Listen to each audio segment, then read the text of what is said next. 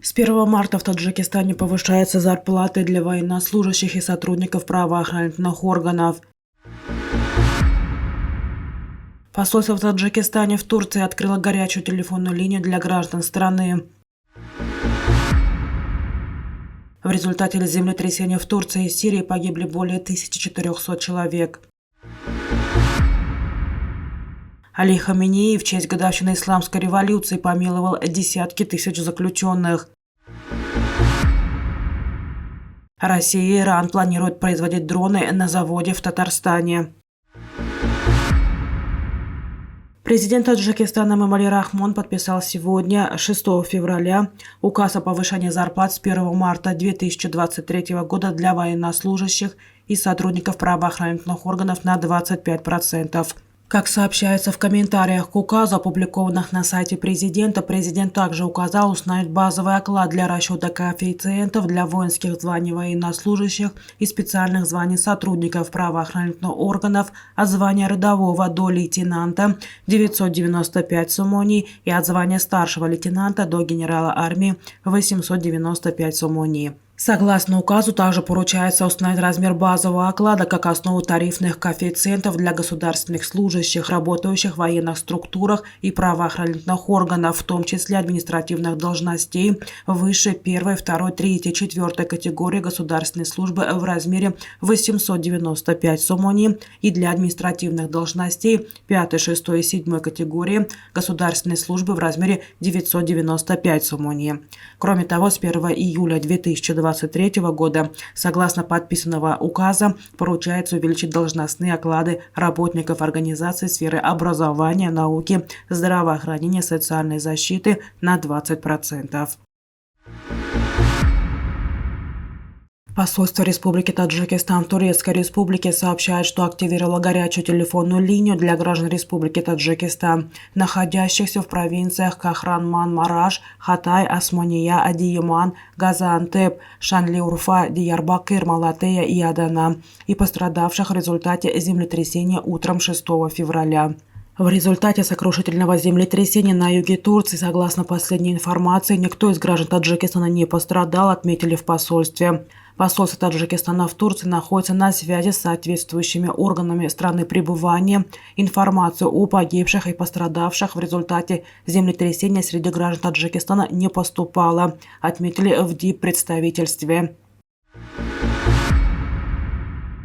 Число погибших в Турции в результате землетрясения возросло до 1014 человек. Об этом сообщает Управление по чрезвычайным ситуациям, передает Енис Шафак.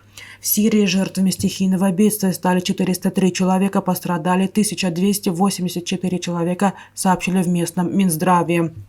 Мы получили данные о разрушении 2824 зданий. Погибшими числится 1014 наших граждан, сообщил глава турецкого управления по чрезвычайным ситуациям Юнус Сезер. Президент Турции Реджеп Тайип Эрдоган ранее сообщил, что удалось спасти 2470 человек. Анкара уже получила предложение по оказанию помощи от более 45 стран. Утром 6 февраля землетрясение силой 7,4 балла произошло на юге Турции, вблизи города Газиантеп. Также были зафиксированы землетрясения на границе с Сирией. В нескольких турецких и сирийских городах обрушились или повредились здания. Позже сегодня днем зафиксировали новое землетрясение в центральной части Турции. Европейский средиземноморский сейсмологический центр оценил его силу в 7,7 баллов. Верховный руководитель Ирана Аятолла Али Хаменеи в честь годовщины Исламской революции помиловал десятки тысяч заключенных, в том числе приговоренных к тюремному сроку, за участие в антиправительственных выступлениях, которые происходили осенью 2022 года. Об этом сообщает государственное новостное агентство ИРНА. Хаменеи согласился с предложением главы судебной власти Гуляма Хасайни Мохсани Энджей о помиловании или смягчении приговора десяткам тысяч обвиняемых, которые были арестованы во время антиправительственных демонстраций, говорится в сообщении. Как отмечает ИРНА, амнистия не распространяется на осужденных за убийство, а также осужденных за уничтожение, повреждение или поджог государственного имущества.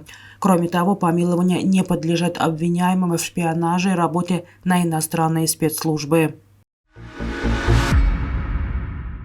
Россия и Иран планируют запустить на российской территории предприятия по производству беспилотников иранской разработки, подобных тем, что армия Российской Федерации применяет при ударах по Украине. Об этом пишет газета Wall Street Journal со ссылкой на свои источники, на которые ссылается Радио Свобода. По данным собеседников издания, 5 января иранская делегация прибыла в российский город Елабуга в Татарстане. Там ее члены посетили пустующую площадку, где в будущем планируется построить завод. Согласно их планам, новое предприятие сможет выпустить не менее 6 тысяч дронов. Страны также планируют произвести более быстрый беспилотник, который будет менее уязвим для противовоздушной обороны Украины, сообщает Wall Street Journal. Сам проект является частью сделки между двумя странами, стоимость которой $1 миллиард.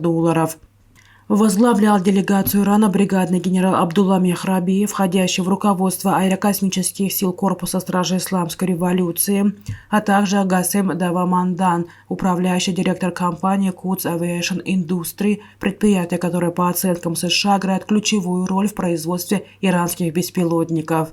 Российские и иранские представители на запросы газеты о комментарии не ответили, отмечает Wall Street Journal.